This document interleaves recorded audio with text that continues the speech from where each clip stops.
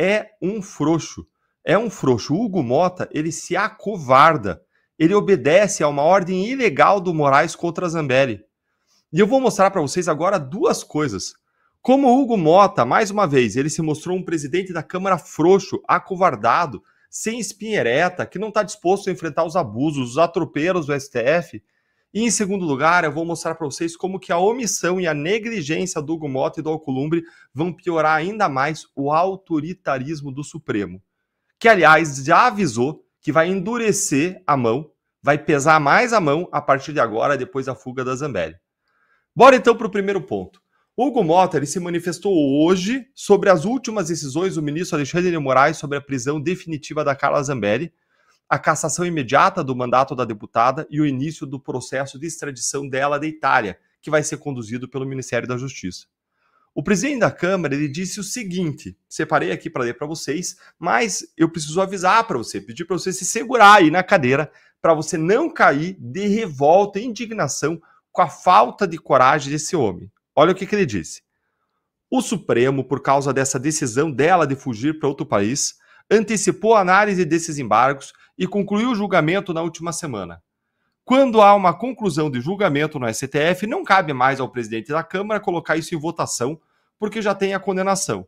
Então, a decisão judicial tem que ser cumprida.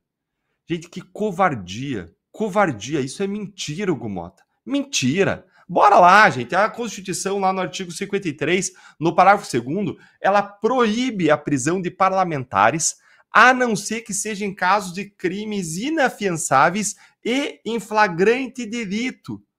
A Zambelli cometeu crime inafiançável em flagrante delito? Foi presa em flagrante? Não. Então ela não pode ser presa, ponto.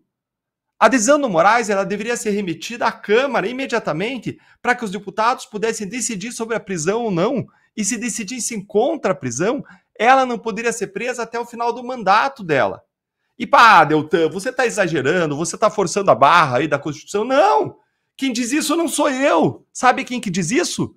O próprio ministro Alexandre de Moraes. Ele escreveu isso no livro dele de Direito Constitucional, lá em 1996. Eles entendem isso. Claro que a gente entende também, mas o que eu estou falando é tão inquestionável que o Alexandre de Moraes escreveu isso num livro. Em qual Alexandre de Moraes você vai confiar? No doutrinador, professor, acadêmico que estava lá escrevendo, sem pressões, sem influências, sem interesses? Ou nesse político de toga que está cheio de interesses, posições, pressionado de todo lado e que entrou em guerra com o bolsonarismo? Em qual deles você vai confiar? Qual deles tem condição de ser imparcial e justo? Gente, é o próprio Moraes que disse isso. Ele era totalmente contra a prisão de parlamentares por uma leitura da própria Constituição. E eu separei aqui para ler também o que ele disse em outras eras. Vou ler aqui para vocês.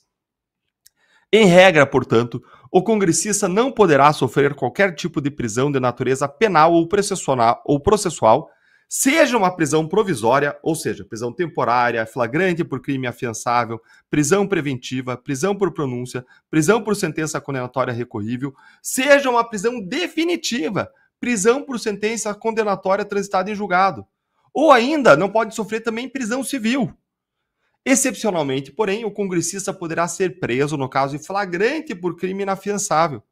Nessa hipótese, a manutenção da prisão dependerá da autorização da casa respectiva para a formação de culpa pelo voto ostensivo e nominal da maioria dos seus membros. Gente, a letra da Constituição está lá, qualquer um pode abrir, abra aí depois, artigo 53, parágrafo 2º da Constituição Federal.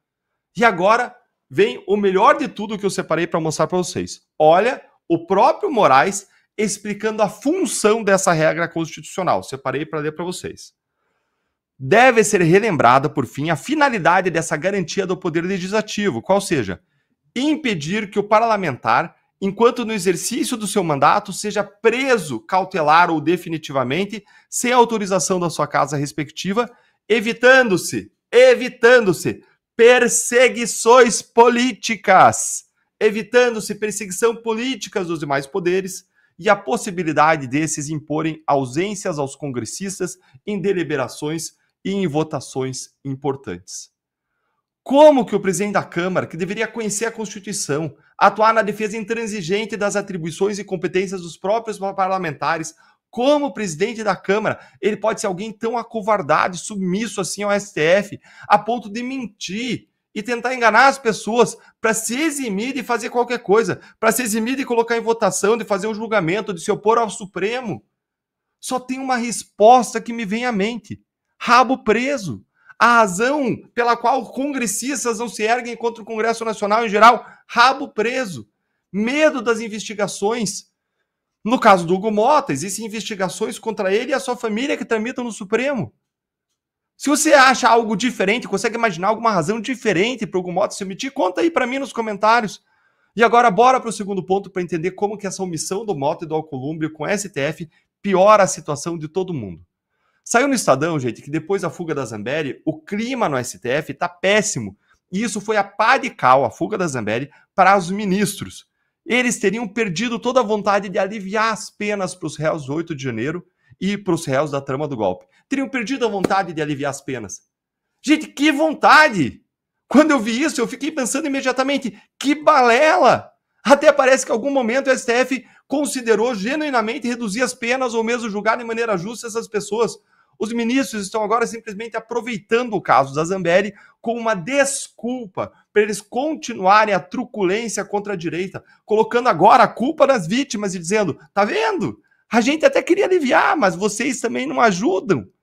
Até parece, desculpa esfarrapada, contem outras, ministros. Nós, a direita, a gente não é trouxa.